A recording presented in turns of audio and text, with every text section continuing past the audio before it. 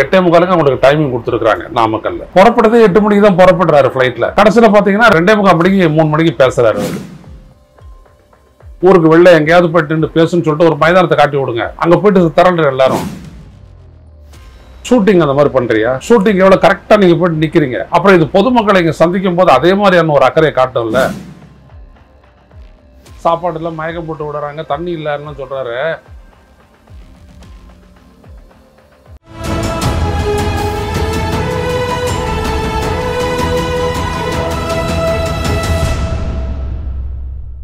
தமிழ் நிறம் நேயர்களுக்கு வணக்கம். இன்று நம்மிடையே மூத்த பத்திரிகையாளர் திரு ஐயநாதன் அவர்கள் இணைந்துள்ளார். சார் வணக்கம். சார் வணக்கம் சார். விஜய் அவர்களுடைய மக்கள் சந்திப்பு, இந்த சனிக்கிழமை மக்கள் சந்திப்பு, இன்னைக்கு கரூர் நாமக்கல்ல பேசியிருக்கிறாரு, கரூர்ல பேசிக்கிட்டு இருக்கிறாரு. முதல்ல அவரு கூடின கூட்டம், அவருடைய பேச்சு எப்படி பாக்குறீங்க சார்? அவருடைய கூட்டம் அப்படின்றது அபிமானம். அவர் போட்டிருக்கக்கூடிய அவருடைய ரசிகர்கள், அவங்க வச்சிருக்கக்கூடிய அபிமானம், அன்பு எப்படி வேணாலும் வச்சுக்கோங்க, அதை பத்தி ஒன்றும் இல்லை. ஆனால் அவர் என்ன பண்ணுறாரு அப்படின்னோம்னா, நான் முதல்ல ஏதோ திருச்சியில் அவர் தொடங்கும் போது இதெல்லாம் இயல்பாக நடந்துருது, நிறைய பேர் கூட்டிடுறாங்க அப்படின்னு பார்த்தோம். ஆனால் இவர் திட்டமிட்டு அதை செய்கிறாரு. முதல்ல என்ன அப்படின்னோம்னா, 8:45 அவங்களுக்கு டைமிங் கொடுத்துருக்குறாங்க நாமக்கல்ல. போலீஸ்கிட்ட பர்மிஷன் தானே வாங்குறீங்க. பர்மிஷன் வாங்கினோம்னா அதுக்கேற்ற மாதிரி நிற்கணும் இல்லையா, நடக்கணும் இல்லையா? இவர் இங்கேருந்து புறப்படுறதே 8 மணிக்கு தான் புறப்படுறாரு ஃப்ளைட்டில். அங்கே போயிட்டு ஒரு 9:30 இறங்குறாரு. அதுக்கப்புறம் பார்த்தீங்கன்னா 10 மணிக்கு இங்கேருந்து புறப்படுறாரு. கடைசியில் பார்த்தீங்கன்னா 2:45 மணிக்கு 3 மணிக்கு பேசுகிறாரு அவர். அப்போ இது வரைக்கும் அந்த இடத்துல நாமக்கல்ல அந்த இடத்துல சுற்று வட்டார பகுதிகள் அங்கேயும் பார்த்தீங்கன்னா இவர் பேசுகிற இடத்துல கடைகண்ணிகளெல்லாம் மூடி கிடக்கணும். எங்கே பார்த்தாலும் இவருடைய ரசிகர்கள். அவங்களே ஒரு துன்புறுத்துறாரு, அது அவங்களாச்சு இவராச்சு. சாப்பாடு எல்லாம் மயக்கம் போட்டு விடுறாங்க, தண்ணி இல்லைன்னு சொல்கிறாரு. அங்கே தான் தண்ணி இல்லை, அந்த மாதிரி போயிடுது. நான் என்ன கேட்குறேன்னா, உங்களுக்கு என்ன ரைட் இருக்குது இந்த மாதிரி வியாபாரிகள் எல்லாம் இந்த மாதிரி பண்ணுறதுக்கு? இது வந்து தமிழக அரசும் கண்டுக்காத இருக்குது. நான் என்ன சொல்ல வரேன்னா, 8:45 அவருடைய டைம், 9:45 அவர் வரல. கொடுக்காதீங்க பர்மிஷனை. ஊருக்கு வெளில எங்கேயாவது போயிட்டு பேசுன்னு சொல்லிட்டு ஒரு மைதானத்தை காட்டி விடுங்க, அங்கே போயிட்டு திரள்ற எல்லாரும். எதுக்கு இந்த மாதிரி மற்றவங்களுடைய வியாபாரம்? இதே தான் திருச்சியில் நடந்துச்சு, இதே தான் நான் போன முறை நாகப்பட்டினத்தில் நடந்தது. இவர் அப்படியே மெதுவாக புறப்பட்டு ஷூட்டிங் அந்த மாதிரி பண்ணுறியா? ஷூட்டிங் எவ்வளோ கரெக்டாக நீங்கள் போய்ட்டு நிற்கிறீங்க, நேரம் வாங்கின உடனே. இதே மதுரைக்கு இவர் வந்துட்டு ஜனநாயகன் ஷூட்டிங்காக வந்தார். இந்த கொடைக்கானல் போகிற வழியில் இருக்கக்கூடிய ஒரு கிராமத்தில் ஒரு ஷூட்டிங்காக வந்தார். வந்தபோது ரசிகரெல்லாம் கூட்டினாங்க. உடனே அவர் என்ன சொல்லிட்டார், ரசிகரோட எந்த டிஸ்டர்பன்ஸும் பண்ணாதீங்க, நான் ஷூட்டிங் வந்துருக்கிறேன், அதனால் நீங்கள்லாம் என்ன பார்த்துட்டீங்க, போங்க, நம்ம இன்னொரு போல சந்திப்போம், கூடிய உரையில் வருவேன்னு சொல்லிட்டு இவர் போனார். ஷூட்டிங்கெல்லாம் எந்த விதமான ட்ரபுள் இல்லாத முடிச்சுட்டு டைமிங்கில் திரும்பி வந்து சேர்ந்துடுறாரு. இப்போ ஷூட்டிங்க்கு மட்டும் அவ்வளோ அக்கறை செலுத்துறல்ல, அப்புறம் இது பொதுமக்களை இங்கே சந்திக்கும் போது அதே மாதிரியான ஒரு அக்கறையை காட்டும்ல. அப்போ மட்டும் எங்கே போச்சு அக்கறை? அப்போ இவருடைய நோக்கம் என்னென்னா, திட்டமிட்டு எல்லாத்தையும் சீர்குலைக்கிறது. அங்கே பிஸ்னஸும் சீர்குலைக்கிறாரு, அங்கே அட்மாஸ்பியராக போகிறாரு. அவங்க ஏதாவது உடச்சிலாம் தள்ளி விட்றாங்க. இவங்க கூட இருக்கிறவனெல்லாம் மாநாட்டிலே வந்துட்டு 10,000 சேரை உடைச்சவங்க இங்கே என்னென்ன பண்ணுவாங்க, எல்லாத்தையும் வேடிக்கை போட்டுக்கிட்டு இருக்கணுமான்னா இங்கே சொல்லட்டும். விஜய், ஏன் நீங்கள் முதல்ல 6 மணிக்கு புறப்பட மாட்டீங்களா? நீங்கள் புறப்பட்டீங்க வந்துட்டு 8:45 பேசினா ஆவாதா? அவங்க தான் காத்தால 5 மணிலேருந்து கூட்டிகிட்டு இருக்கிறாங்களே. சொல்கிறாங்க, நான் வந்துட்டு நேற்று ரைட்டே புறப்பட்டு வந்துட்டேன், நான் 3 மணிக்கெல்லாம் புறப்பட்டு வந்துட்டேன்றாங்க. அப்போ நீங்கள் சரியான நேரத்தில் வந்துட்டு அவங்கள மதிக்கிறதுக்காச்சும் சரியான நேரத்தில் வரணும் இல்லையா? கவலைப்படல, அதற்காக ஒரு மன்னிப்பு வருத்தம் கூட தெரிவிக்கிறது இல்லை. மக்களே எல்லாரும் நல்லா இருக்கிறீங்களா, சாப்பிட்டீங்களான்னு கேட்குறாரு சார். சாப்பிட்டீங்களா? இவர் சாப்பாடு ஏற்பாடு பண்ணார். இவர் அங்கே சாப்பாடு போட்டு சாப்பிட்டீங்க, என்ன இதெல்லாம் கதை? இதெல்லாம் அங்கே பார்த்தீங்க அப்படின்னோம்னா அக்கறையற்ற ஒரு பொறுப்பற்ற ஒரு மனிதராக தான் அவர் இருக்கிறார். இவருடைய ஒரு தலைவரை அவர் ஆகவே இல்லை. அடுத்தபடியே அவர் பேசுகிறார், அதே தான் எப்போதும் போல், சொன்னீங்களா செஞ்சீங்களா இப்படியெல்லாம் இதே தான் திருப்பி திருப்பி அவர் கேட்டுட்டு இருக்கிறாரு. இங்கே தமிழ்நாட்டை பொறுத்த வரைக்கும் எல்லாம் இவர் சொல்கிறாரு, என்ன வாக்குறுதி அதே தான் பேசுகிறாரு அப்படின்னு சொல்லிட்ட போது அவராக கேள்வி கேட்டு அவராக பதில் சொல்லிக்கிறார். அப்படி அவர் என்ன சொல்கிறாரு அப்படின்னோம்னா, அடிப்படை வசதிகள், குடிநீர், உணவு, போக்குவரத்து, பஸ்ஸு, அதற்கான நல்ல சாலைகள், மருத்துவம், இதெல்லாம் கிடைக்கணும், அதைத்தான் நான் உறுதிப்படுத்துவேன்னாரு. அது இப்போ தமிழ்நாட்டில் வந்துட்டு உறுதிப்படுத்தப்படலையான்னா? நீங்கள் தான் சொன்னீங்க ஹாஸ்பிட்டலில் ஒன்றும் இல்லை, அங்கே ஒன்றும் இல்லை, இங்கே ஒன்றும் இல்லைன்ட்டு. நாகப்பட்டினத்தில் சொன்னீங்க. உடனே அங்கே நாகை எம்எல்ஏ வந்துட்டு பதில் சொன்னாரா இல்லையா? நீங்கள் எழுப்பின 18 கேள்விக்கு பதில் சொன்னார். அவர் சொல்லிட்டு எல்லாம் நல்லா இருக்குதுன்னு அவர் நிரூபித்தார். இப்போ அதுக்கப்புறம் ஒன்றும் மூச்சு பேச்சு இல்லை. இவங்க இன்றைக்கி வந்து பேசுகிறீங்க, பேசும்போது சொல்லணும் இல்லையா? நாகப்பட்டினத்தில் நான் பேசினேன், அதுக்கு எதிராக அந்த சட்டமன்ற உறுப்பினர் அதெல்லாம் சொன்னார், அவர் திமுக கூட்டணியை சேர்ந்தவர் அப்படின்ட்டு உங்களுடைய பதில் என்ன? எதுவுமே கிடையாது. அங்கே கொளுத்தி போட்டது, அது அங்கே தீபாவளி முடிஞ்சு போச்சு, இங்கே கொளுத்தி போடுறான்னு இங்கே மறுபடியும் பண்ணுறாரு. ஒப்பீட்டு அளவில் நீங்கள் பார்த்தீங்கன்னா இப்போ தமிழ்நாட்டில் தண்ணீர் பஞ்சம் இருக்குதா, உணவு பஞ்சம் இருக்குதா, பட்டினி சாவு இருக்குதா, இல்லை மருத்துவ வசதிகள் ஏதாவது இருக்கா? கொரோனா நேரத்தில் சிறந்த மருத்துவ வசதியை வந்துட்டு காட்டின அந்த மாநிலம் தமிழ்நாடு. அதுவும் அப்போ இவர் ஆட்சிக்கு வந்திருக்கிறாரு ஸ்டாலின். வந்த உடனே ஆக்சிஜன் உட்பட்ட எல்லாத்தையும் வந்துட்டு தீர்த்தாங்க. எல்லாம் உங்களுக்கு தெரியுமா? அதாவது தெரியாது. ஏன்? நீங்களாம் பாதுகாப்பாக போயிட்டு பங்களாக்குள்ளே படிக்க இருக்கிறவங்க. ஆனால் மக்களுக்கு தெரியும் அதெல்லாம். என்ன புதுசாக சொல்கிறீங்கன்னா அரசியல் மேதைகள் கேட்குறாங்கன்னு வேற கேட்குறாரு. அரசியல் மேதை வேணாம் அப்படின்னம்னா என்ன பாமரத்தனமாகவே நீ அரசியல் பண்ணுவியா? தற்கொலைத்தனமா, பாமரத்தனமா? அது நல்லா இருக்குதா, இது செஞ்சாங்களா, இப்படியே பேசிட்டு போயிடுவீங்களா நீங்கள்? மேதைகள்லாம் வேணான்னா ஏன் சட்ட மேதை அம்பேத்கர் ஒரு வழிகாட்டி, அறிவுலக மேதை அண்ணா ஒரு வழிகாட்டி, தலை சிறந்த நிர்வாகியாக இருந்த பெருந்தலைவர் காமராஜர் ஒரு வழிகாட்டியா ஏன் வைக்கிறீங்க? அப்போ அங்கே மட்டும் உங்களுக்கு மேதமைகள் வேணும், இங்கே வந்துட்டு மேதைகள் கேள்வி கேட்டால் உங்களுக்கு வந்துட்டு பேதி ஆகுமா? என்னையா கதை இதெல்லாம் சொல்லுங்கள். தமிழ்நாட்டில் இருக்கிற மாதிரி கிராமத்துக்கு கிராமம் மேல்நிலை நீர்த்தொட்டிகள் எத்தனை கிராமத்தில் இந்தியாவில் இருக்குது சொல்ல முடியுமா? உங்களுக்கு தெரியுமா அதை பற்றி? அதாவது மேல்நிலை நீர்த்தொட்டிகள் ஒரு கிராமத்தில் எவ்வளோ இருக்குன்னு தெரியுமா உனக்கு? தமிழ்நாட்டில் ஏதாவது உணவு பஞ்சம் இருந்துட்டு பட்டினிச்சா கிட்னி, இவர் ஏன் கிட்னி அப்புறம் அந்த பெண்கள் இதெல்லாம் எடுக்கிறாருன்னா எதுலெல்லாம் திமுககாரன் இன்வால்வ் ஆகிட்டா உடனே அது ஒரு விஷயம் ஆக்குவார். கிட்னி பிரச்சனை எவ்வளோ காலமாக இருக்குது இந்த நாட்டில். இங்கே அங்கே இல்லை, எல்லா இடத்துலையும் அது இருக்குது. வறுமை, அடுத்தபடியாக தேவை, இதை வச்சுக்கிட்ட வந்துட்டு அது வந்துட்டு தொடர்ந்து நடந்துக்கிட்டு தான் இருக்குது. முதல்ல இங்கே காஞ்சிபுரத்துலலாம் நின்ற விடையெல்லாம் தெரியும். ஆனால் இந்த தமிழக அரசனுடைய திட்ட ஆணையம் இருக்குல்ல, அவங்க அதை விவாதிச்சிருக்கிறாங்க. இந்த விடயமெல்லாம் எனக்கு தெரியும், உங்களுக்கு அந்த அளவுக்கு அரசியல் தெரியாது. ஏன்னா உங்கள் கூட இருக்கக்கூடிய மேதைகள் இருக்கிறாங்கள ஒரு 6-7, அதுங்களுக்கு எதுவும் தெரியாது. அதனால் உங்களுக்கு தெரியாது, அவ்வளவுதான். நீங்கள் ஒப்பிட்ட அளவில் தமிழ்நாடு எப்படி இருந்துச்சு, எப்படி இருக்குது அப்படின்னு பார்க்கணும். சாலைகளே சரியில்லை. இப்போ சாலைகளே சரியில்லாத தான் நீ கரெக்டாக வந்து நின்ட்டியா? அதனால தான் தாமதமாயிருக்கும் சார். அது இவர் சொல்கிறாரு, இவர் நீ மெதுவாக ஓட்டிகிட்டு வந்துட்டு தாமதமாச்சா? அப்போ இன்னொரு ட்ராக்கில் வந்துட்டு நல்லா ஃபாஸ்ட்டாக போயிட்டுருக்குது, அது எப்படி போகுது? உன் ட்ராக்கில் மட்டும் ரோடுங்கெல்லாம் ஸ்பாயில் ஆகிடுச்சு, இந்தாண்டெல்லாம் ரோடு ரொம்ப பக்காவாக இருக்குதா? என்ன விஜய், புழுவுறதுக்கு ஒரு அளவு இல்லை. நான்லாம் கிராமம் பயணித்தவன். நான் இப்போ கூட சமீபத்தில் நான் போயிட்டு வந்தேன், எனக்கு தெரியும். புரியுதா? எங்கேயாவது ரோடை சீர் பண்ணுறாங்க அப்படின்னா அந்த இடத்துல ரோடு மோசமாக இருக்கும், சீர் பண்ணிட்டோன்னு சரியாக இருக்கும். எவ்வளவுதான். தமிழ்நாடு சாலை வசதிகளும் சரி, போக்குவரத்துலையும் சரி ஒரு முன்னோடி மாநிலம் அப்படின்றது ரொம்ப காலம், பல ஆண்டுகளாக இருக்குதா? தெரியும், உங்களுக்கு தெரியுமா தெரியாதா? நீங்கள் அங்கேருந்து ஒரு பெரிய காரில் ஏர்போர்ட்டுக்கு வந்துட்டு ஒரு தனி விமானத்தில் கோவாவுக்கு போயிட்டு இப்படி வரக்கூடிய ஆள் நீங்கள், உங்களுக்கு என்ன தெரியும் இதெல்லாம் பற்றி? ஆனால் சாதாரண மக்களுக்கு தெரியும். அதை புரிஞ்சுக்கிட்டு நீங்கள் பேசுங்க. அதனால் இந்த கொளுத்தி போடுறதை விட்டுடுங்க சார். தொடர்ந்து அந்த எதிர்ப்பு அரசியல் தான், திமுக எதிர்ப்பு, பாஜக எதிர்ப்பு. இப்போ புதுசாக அதிமுக பாஜக கூட்டணியும் ஒரு பொருந்தா கூட்டணின்னு இதுவரைக்கும் அதிமுகவை வெளிப்படையாக எதிர்க்கல. ஆமாம், இன்னைக்கு வெளிப்படையாக எதிர்த்து இருக்கிறாரு. எப்படி பார்க்குறீங்க? அதான் பொருந்தா கூட்டணி. அதுனா பொருந்துற கூட்டணி எது? அதிமுகவோட நீங்கள் வச்சுக்கிறதா? அதானே பொருந்துற கூட்டணி. ஏன் அந்த பொருந்துற கூட்டணி ஏன் பொருந்தலை? நீங்கள் தான் போய் நெகோஷியேட் பண்ணீங்கல்ல, தொடர்ந்து நெகோஷியேட் பண்ணீங்க, ஏன் அது பொருந்தலை அந்த கூட்டம்? அப்போ அந்த நெகோஷியேட் பண்ணது உண்மைதான். அவன் 100% அதான் சொல்கிறாரு, பொருந்தா கூட்டணி அமைச்சிட்டிங்களே, பொருந்துற கூட்டணி நான் இருக்கிறேனே அப்படின்னு தான் அவர் சொல்கிறாரு. அதான் அவனுடைய அர்த்தம்.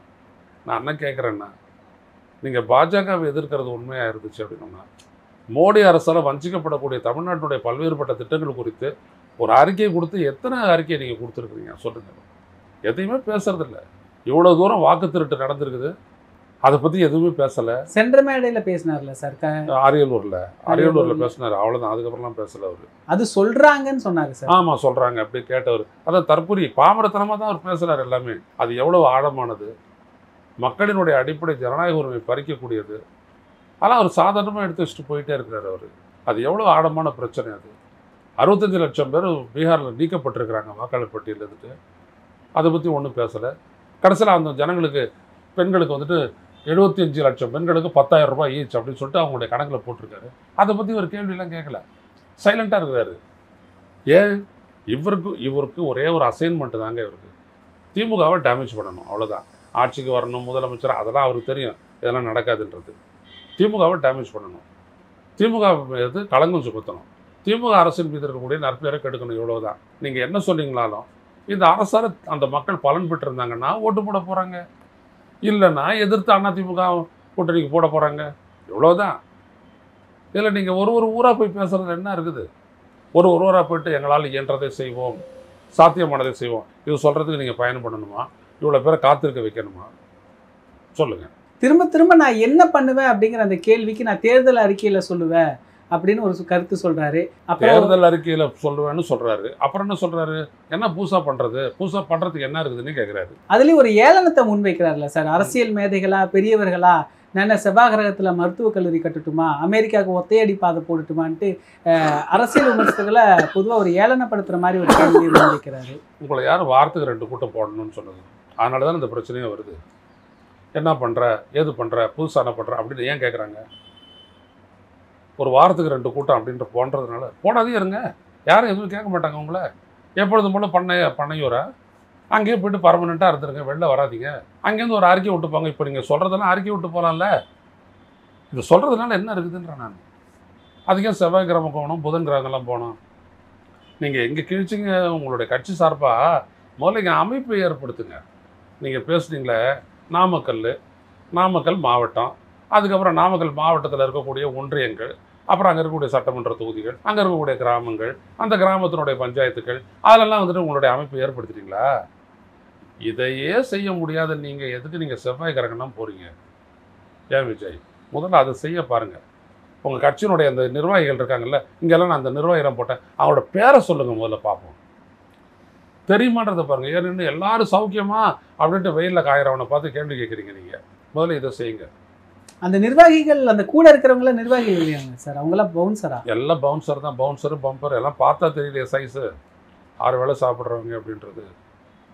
இப்போ அவருடைய பேச்சில் சார் திமுகவுக்கும் பாஜகவுக்கும் ஒரு அண்டர் கிரவுண்ட் டீலிங் அப்படின்னு கடந்த முறை சொல்றாரு, இந்த முறையும் சொல்றாரு. ஏன்னா இவருக்கு தான் அந்த அண்டர் கிரவுண்ட் டீலிங் இருக்குது. அந்த துறைகள்லேருந்து வந்தவன், அவங்களுக்கு சாதகமாக வந்தவன், பாஜகவுக்கு அதிகமாக நிதி கொடுத்தவன், அவனெல்லாம் தான் இவர் கூட இருக்கிறாங்க. ஆர்எஸ்எஸ்லேருந்து வந்தவன் எல்லாம் இவர் கூட தான் இருக்காங்க. ஸோ இவர் அப்படியே பெரட்டுறாரு. அதை அவங்களுக்கு இவங்களுக்கு ரகசிய உறவு எங்கே இருக்குதுன்னு சொல்லு. ரகசிய உறவை வச்சுக்கிட்டு தான் 10 கேஸ் போட்டாங்க. 10 சட்டங்களெல்லாம் நிறைவேற்றலன்னு சொல்லிட்டு ஆளுநருக்கு கேஸ் போட்டாங்களா? எப்படி சொல்கிறீங்க? சொல்லுங்கள். இதில் ரகசிய உறவு இருக்குது அப்படின்றத விளக்குங்க. இதோ வெளிநாட்டில் முதலீடா, வெளிநாட்டில் முதலீடா, வெளிநாடு முதலீடா அப்படி கேட்டிங்கல்ல, சொல்லு எப்படி அப்படின்ட்டு. அறப்பொரு இயக்கம் மாதிரி நீ சொல்லு. நீதிமன்றத்தில் போய்ட்டு வழக்கு போடுவோம். எதுவுமே கிடையாது.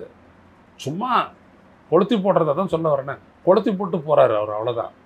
உள்ளபடியே பார்த்தீங்கன்னா பாஜகவுக்கு எதிராக பலம் வாய்ந்த சக்தியாக இருக்கக்கூடிய திமுக கூட்டணியை டிஸ்கிரெடிட் பண்ணணும். அவங்க அந்த அந்த கூட்டணியின் மீதான நம்பிக்கையை தகர்க்கணும் மக்கள் மத்தியில். அந்த வேலையை தான் இவர் செய்கிறாரு. இவங்களுக்கு ரகசியமாக வரும். எங்கே இருக்குது சொல்லுப்பாங்க. கேட்டால் ராஜ்நாத் சிங் வந்தார், காயினை வெளியிட்டார்.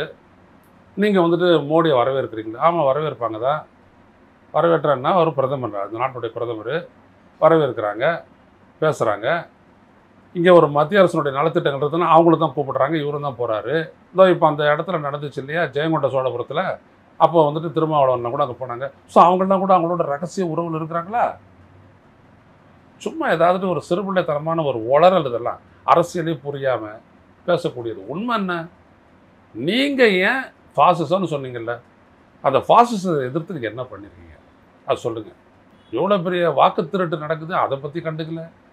அதுக்கப்புறம் இங்கே பீகாரில் நடந்ததை பற்றி எதுவும் கண்டுக்கல. பெண்களுக்கு 10,000 ரூபான்னு அனௌன்ஸ் பண்ணுறாரு, அதை பற்றி ஏன்னு கேள்வி கேட்கல. இந்த தமிழக அரசுக்கு ஏன் வஞ்சிக்கிறீங்க அப்படின்றத அதை கேள்வி கேட்கல. எதுவுமே இல்லை. ஆனால் திமுக தூக்கணும், திமுக நடிக்கிறாங்க. இதையே சொல்லிட்டு இருப்பீங்களா? மக்களுக்கு தெரியாதா விஜய்? நீங்கள் என்ன சொன்னாலும் மக்களுக்கு தெரியல. அவங்க திமுக அரசுனால பலன் அடைஞ்சிருந்தாங்கன்னா அவங்களுக்கு வாக்கு போட போகிறாங்க, இல்லாட்டி இல்லை. அப்புறம் நீங்கள் தொடர்ந்து பேசுறதுனால என்ன இருக்குது? இந்த மக்கள் பிரச்சனை பெருசாக பேசுகிறாரு, அது ஒரு இம்பேக்ட் மக்கள் மத்தியில் கொடுக்குது, அதுதான் நாகையிலையும் நடந்துச்சு அப்படின்னு, அதனால தான் நாகையுடைய எம்எல்ஏ பதறி பதில் கொடுத்தாரு அப்படிங்கிற மாதிரி இந்த தொண்டர்கள் மத்தியில் இந்த பதறி, இந்த பயந்து, இந்த அச்சப்பட்டு, இதெல்லாம் வந்துட்டு நீங்கள் சொல்லக்கூடிய வார்த்தைகள். இதெல்லாம் உங்களுக்காக யாரும் அச்சப்படலை, புரியுதா? அச்சப்படுறதுக்கு எதுவுமே. இப்போ நீங்கள் சொல்கிறதுல ஏதாவது உண்மை இருக்குதா? அதை தான் அவர் உடைச்சார். ஆளூர் ஷானவாஸ் உடச்சி போட்டு தமிழ்நாடு ஃபுல்லாக உங்களுடைய பேச்சு நாரிடுச்சு. உங்களால் பதில் சொல்ல முடிஞ்சுதா? கேட்டால் நாங்கள் வந்துட்டு மெரைன் யூனிவர்சிட்டி தான் சொன்னோம், ஃபிஷரிஸ் யூனிவர்சிட்டி சொல்லலை. என்ன வித்தியாசன்றதை சொல்லுங்கள். உங்கள் சார்பாக இப்போ வந்து பேசக்கூடிய அறிவாளிகள்லாம் சொல்கிறாங்களே, என்ன வித்தியாசன்றதை சொல்லுங்கள். மரைன் அப்படின்னோம்னா என்னது, ஃபிஷரிஸ்னால் என்னது, ஒன்றுத்துக்கு ஒன்று உள்ளடக்கம் உள்ளது கிடையாதா? சொல்லுங்கள். அவ்வளோ புத்திசாலித்தனமாக பேசுகிறேன்னு இங்கே விளக்கியிருக்கலாமே நாமக்கல்ல. நான் சொன்னது என்னவென்றால் அப்படிலாம் சொல்லியிருக்கலாமே. எது வார்த்தைகளே உங்களுக்கு தெரியலீங்களா?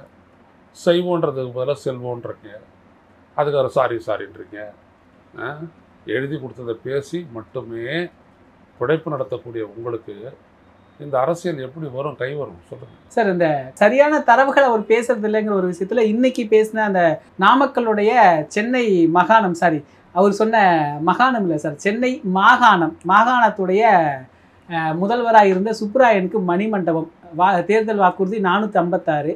சென்ற வருடம் முதல்வர் அடிக்கல் நாட்டியிருக்கிறாரு 2024. அது கிட்டத்தட்ட பணிகள் எல்லாம் முடிஞ்சு திறக்கக்கூடிய நிலையில இருக்கு.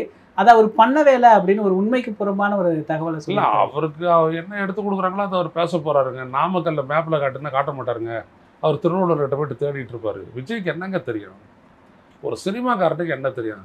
இந்த எழுதி கொடுக்குறவங்களுக்கு இது எதுவுமே தெரியாது. அந்த மாதிரி ஒரு டீம் அவர் வச்சிருக்கிறாரு, அனுப்பப்பட்ட டீம் அது. அந்த டீமுக்கு என்ன தெரியும்? அதாவது பரவாயில்ல, இவராது பரவாயில்ல, அட்லீஸ்ட் திருவள்ளூர்கிட்ட தேடுவார். அவர் கூட இருக்கிற சிலர்லாம் கேட்டிங்கன்னா அவங்க கன்னியாகுமரி பக்கம் நாமக்கல்ல தேடுவாங்க. இப்போ ஏதோ டிரைவருக்கு தெரிஞ்சிச்சு அங்கே போயிட்டாங்க சரியா. மற்றபடி என்ன தெரியுன்ற நான் உள்ளபடியே சீரியஸாக கேட்குறவங்களுக்கு என்ன தெரியும்? உங்களுக்கு ஏதாவது தெரியுமா? புரியுதுங்களா? இந்த விவசாயிகள் எதிர்கொள்ளக்கூடிய பிரச்சனை என்றோ, மக்கள் எதிர்கொள்ளக்கூடிய பிரச்சனைகள் என்றோ, இதெல்லாம் என்னன்றது உங்களுக்கு ஆழமாக பேச தெரியுமா? எதுவுமே தெரியாது. நான் மீனவர் பிரச்சனையை 2025 நின்று சொல்கிறாரு, 2011 16 வருஷத்துக்கு முன்னாடிங்கிறாரு. இடையில 14 வருஷம் தான், ஒரு 2 வருஷம் குட்டி போட்டுடுச்சு அப்படி பேசுகிறாரு. எந்த விதமான அக்கறையும் இல்லை, பொறுப்பற்ற ஒரு பேச்சு, அவ்வளவுதான். இந்த திமுக தொடர்ந்து விமர்சனம் சார். இப்போ திமுகவை அவர் ஏன் அப்படின்னோம்னா, திமுக தான் ஆட்சியில் இருக்குது, ஸோ நான் அதை விமர்சிக்கிறேன். ஏன்னா நான் ஆட்சிக்கு வரணும், ஏன்னா எனக்கு அவங்களுக்கு தான் சண்டை அப்படின்றது. அது அவங்க வந்துட்டு அவங்களா வந்துட்டு தங்களை நேர்ந்து விட்டுக்கிறாங்க, நாங்கள் திமுகவுக்கு எதிராக தான் அப்படின்ட்டு. அவ்வளோதான். இதில் வேறு எந்த விதமான சீக்கிரஸையும் கிடையாது, எதுவுமே கிடையாது. இவ்வளோ தூரம் திமுக மேலே அவநம்பிக்கை இருக்குல்ல, என்ன அடிப்படையில் 2021 அப்படியே டிஎம்கே கலர் போட்ட சைக்கிளை ஓட்டிட்டு போயிட்டு ஓட்டு போட்டீங்க? அவருக்கு அந்த கலர் தெரியாமல் இருந்திருக்கு சார், டிஎம்கே கலர்னு. சைக்கிள் அடிக்கிறது தெரியாதா? எல்லாம் தெரியும். அப்போ உன்னுடைய நோக்கம் சினிமா மட்டுமே இருந்ததுனால அவங்களுடைய சகவாசம் தேவைப்பட்டுச்சு. இப்போ வேற ஒரு இடத்துல உங்களுடைய இது இருக்கிறதுனால நீங்கள் அவங்கள திட்டி பேசுகிறீங்க, அவ்வளோதான். உண்மையெல்லாம் கிடையாது. உங்களுடைய கோபம் எல்லாமே விஜய் வெறும் நடிப்பு தான். அது உங்களை பற்றி தெரிஞ்சவங்களுக்கு தெரியும், நடிப்பை பற்றி தெரிஞ்சவங்களுக்கு தெரியும். சார், இந்த அதிமுகவோட இறுதி கட்டத்தில் கூட்டணி வந்துருவாங்க, அந்த பாஜக சீட் ஷேரிங்ல அதிமுக விஜய் கூட வந்துடும் ஒரு பேச்சு இருந்துச்சு. அதனால தான் அதிமுகவும் விஜய் விமர்சிக்கல, விஜயும் அதிமுக விமர்சிக்கலன்னு ஒரு பேச்சு நெடுங்காலமாக இருந்தது. இன்றைய கூட்டத்தில் அதிமுகவை கடுமையாக அட்டாக் பண்ணியிருக்கிறாரு. என்ன அட்டாக் பண்ணிட்டாரு? இப்போ அம்மான்னு பேசினவங்க வந்து அம்மாவை விட்டுட்டு இப்போ இங்கே போயிட்டாங்க நல்லா சொல்கிறாரு. இதனால அதிமுக கூட்டணிக்கு போக மாட்டாருன்னு எடுத்துக்கலாமா சார்? அதெல்லாம் சும்மா பேச்சுங்க, எதை வேணாலும் பண்ணுவாங்க அவங்க. கடைசியில் அதான் சொல்கிறாங்க, திமுகவை தோற்கடிக்கணும், திமுகவை வீட்டுக்கு அனுப்பணும், அதான் விஜய் சொல்கிறாரு. திமுகவை தோற்கடிக்கணும், திமுகவை வீட்டுக்கு அனுப்பணும், அதுதான் எடப்பாடி சொல்கிறாரு. திமுகவை தோற்கடிக்கணும், திமுக வீட்டுக்கு அடிக்கணும், அதே தான் அமித்ஷாவும் சொல்கிறாரு. அப்புறம் என்ன? அப்புறம் அதே தான் வந்துட்டு இவர், அவர் பேர் என்ன, சீமானும் சொல்கிறாரு. எல்லாரும் அதுதான் சொல்கிறாங்க. அப்புறம் என்ன இருக்குது இவங்களுக்குள்ள? ஒன்றும் கிடையாது.